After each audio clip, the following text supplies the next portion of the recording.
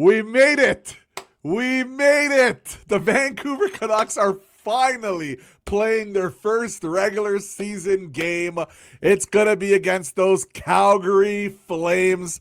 And honestly, I'm extremely excited. And this is the first preview of the regular season. And we are going to be doing previews for every single game, usually around 10 o'clock to midnight the night before on this channel. So look out for that. And we're also going to be doing as many post-game shows, live streams. So definitely check that out. But first of all, we have it. The Calgary Flames versus the Canucks. It's going to be tomorrow, 7 o'clock. And Calgary right now, which is actually kind of crazy. Calgary just, I think Edmonton just blew a 3-0 lead. I think it's 3-3 as I'm recording this. So, you know what? Calgary's going to play pretty hard here against Vancouver, and they're showing up a really good effort here in Edmonton. So that's something interesting to note. Now, these are the team stats for last season, and we are going to get through all the lines and news and notes for both teams leading up to this game tomorrow, or probably when you're watching this today. So just quickly, 19th versus 15th on the penalty power play, 25th, 3rd versus the penalty kill, 30th, 23rd, face-offs, 29th to 23rd, and goals for, and 15th to 18th, obviously in the goals against. Now, what's interesting about this is our penalty kill actually last year was real good, and we still have Forbert. Now, who knows if he's going to play, might be hurt still, not 100% sure. We'll see exactly what they're going to be going with. It looks like there is a decent chance he does play tomorrow because he's listed in the practice to play. So that's interesting. But Bluger is probably not going to play tomorrow. Not 100%, but it looks like, actually, I think he's on the IR, so he's not going to be playing tomorrow. So that's something to look out for with our penalty killer, right? Because he's one of our best penalty killers. So that's going to give opportunities for some other guys. Our face-offs, it's going to be interesting, man. Filipino's our second-line center. He's not a big face-off guy. But Coots is a decent face-off guy, but he's young, so who knows how that's going to go. And honestly, the big question is here, are we going to score enough goals this year? Like, is our system going to change enough that we're going to go out and score a ton of goals? Well, we're going to find out. We're going to find out pretty quickly. Our goals against should get better. First of all, healthier. Demko, Lankinen seem to be healthy. And our defense is just, it's so much fucking better, guys. Like, it's crazy how much better our defense is this year. Just look at that beautiful defense in front of you. Last year we had diehard, we had Juleson. Oh man, it was rough. We have Susie on there, who actually the year before he was good, but then last year he struggled. So this is just a monumental change on defense. But before we get to those lines, let's just go through a couple of little reports here at the Calgary Flames. So this was from Faber there on NHL.com through the Canucks. So here's some quick hits. So he mentioned the Flames will be playing their second game in as many nights as their back-to-back starts in Edmonton on Wednesday night. And apparently right now it's 3-3. So actually, I'll just check my phone right now. I'll tell you guys on the fly. Is it still 3-3? Yes, it's still 3-3, 14 minutes to go. So Calgary's playing them hard. Farabee, Kadri, and Klapka skated on the Flames' top line Wednesday morning skate. And I have the lines for you guys. Klapka is well known to Abbotsford Canucks fans as a big part of the Calgary Wranglers in the AHL in the past few seasons. Joel Hanley and Mackenzie Weegar are playing as the Flames' top defensive pair. Weegar is good, really good. Hanley, I guess we're going to find out, right? Dustin Wolf is getting a start in net for the Flames on Wednesday night against the Oilers, and there's potential for him going back-to-back. So this is something we don't really know. Are they going to go back with Wolf, or are they going to go with Cooley there? So that's something that we still have to kind of determine. And again, a lot of these lines are projected. Things can obviously change, but this is our best guess based off practices and all that lovely stuff. All right. Kadri led the team in points last season with 67 and 82 games, and he does have, I think, a couple of points in this one against Edmonton as well, so he should be ready to rock for Calgary. And the Flames' top prospect, Zane, is not in the lineup for Calgary on Wednesday night in Edmonton. He could be in that lineup against the Canucks on Thursday, so look out for that. So this is the Calgary Flames lineup. As you see, It looks all right. Like the Flames don't look the best on paper this year, but I do like their defense, especially if Zane's going to play there. We have Uyghur, Anderson are both extremely solid defensemen. Ball, he's rough, Bean, but they have at least a couple guys that can play real huge minutes for them. And honestly, their offense is not great. Like, let's be honest, Zari's good, Coronado's all right. He just signed a deal. Kadri's, he'll play hard, and he had a really good year last year. Just an interesting guy to watch at the deadline with the Vancouver Canucks, even maybe. If Flames have a really bad start to the year. Remember, Flames were pretty decent last year, so it's going to be interesting to see how they do. And Farabee apparently has looked pretty good at camp, so that's something to look out for. So this is what the Canucks are facing most likely tomorrow, minus a few small changes. As for the Vancouver Canucks, so this is what Brendan Batchelor had, okay? So we've been talking about this at length. Jake DeBrusk, Petey, and Besser is going to be on that top unit. They've been doing it throughout the camp. That's what we're going to have. This season's going to be about Petey. Petey has to have a huge year this year if the Canucks are going to have any shot at making the playoffs.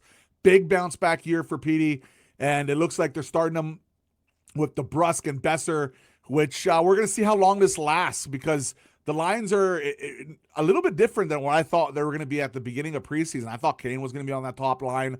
Coots came out of completely nowhere. It's unbelievable. But we'll get to that in a second. Baines looks like he's going to be in the left side now. They could ask Carlson to play that spot, but it looks like Baines is going to get that game with Hedel and Garland. So Garland, you know what Garland's going to do. 55 points, scorecard. He's going to do it. Hedel, can he put it all together this year, stay healthy? Most of all, not just for his hockey career, but for his actual life.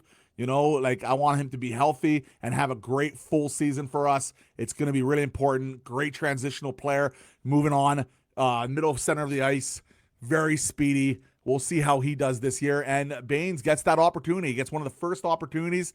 He's a jack of, he's not a specialty at anything, but he's a jack of all trades. He does everything well. So hopefully he goes and has a good game. The coaches really do seem to like him, and he's going to get an opportunity.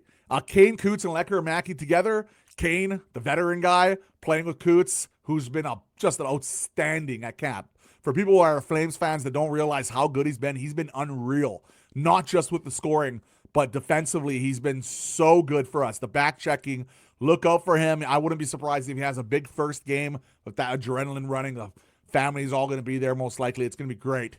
Lekkerimaki been sniping in preseason as well. They have a lot of chemistry together, Coots and Lekkerimaki. Kind of sucks that Coots can't go to the AHL this year. He's going to go back to junior after 9 games, or he's going to make the team, and that would be wild. And Kane, the veteran guy, veteran Perez, is going to get a chance on the power play. We're going to show that. And we have Drew O'Connor, Ratu, and Sherwood. Now, when Bluger comes back, we're going to have Ratu most likely on the wing, or if we make a trade. Jim Rutherford actually mentioned that in an interview today, that Ratu could be moving on to the wing if we do make another trade for a center. Something to keep an eye on with Jim Rutherford. He really hinted again, we're making trades here. It's coming. Within a month or two, we're going to have a trade. I'm telling you guys, it's coming. Like, I would be stunned if it doesn't. But then again, I thought it was going to happen in the offseason. Didn't happen for a second-line center. So, who knows? All right, breather. Sherwood, he's going to get like 10,000 hits. You know what he brings. Not too much to say about that, except for extend him, please. That would be nice. So, and also Drew O'Connor, penalty killing guy. So he's going to be important for us. Quinn Hughes. What do you got to say about Quinn Hughes? We haven't already seen. The guy's going to drop 90 to 100 this year. He's absolutely bonkers, and he's playing with Hronek. They have so much chemistry together. They're going to play like 30 minutes tonight, or it's going to be awesome. And I'm really looking forward to that. And we have Marcus Pettersson with Tyler Myers. That's going to be the steady line, the defensive line there. Let's see how it works out for this season. Again, look at this defense. It's so much better than the starting of last year. Like, it's wild how big of a difference it is. And then we have Forbert, one of our biggest penalty killers. That's why he's in the lineup, guys. He's probably the best, if not one of the top 3 defenseman penalty killers in the league. He's insanely good on the PK. So definitely that's probably why he's out there. Mancini got the call up, which is interesting. Doesn't look like he's going to be playing, but there's another depth guy. And then we have DPD on the right side. Nice thing about DPD is he can play both the left and the right. So that's something to look out for. And with Bluger there, he was absent there. So, one sec. Power play. Jake DeBrusk, Kane, Besser, Pettersson, and Hughes on that first unit.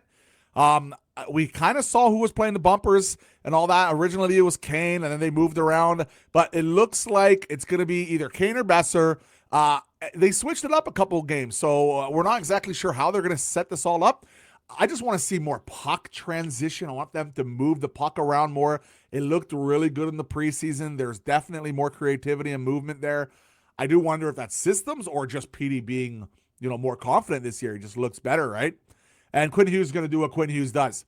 But, yeah, so winning more battles. They're bigger guys too, right? Kane and DeBrusk, pretty big guys. Win some battles there. I think the power play is going to be pretty decent this year. Coots, Lecker, Mackey, Garland, Hedel, and Hronek on the second pairing. Coots to win the faceoffs. Lecker, Mackey, just set up that shot.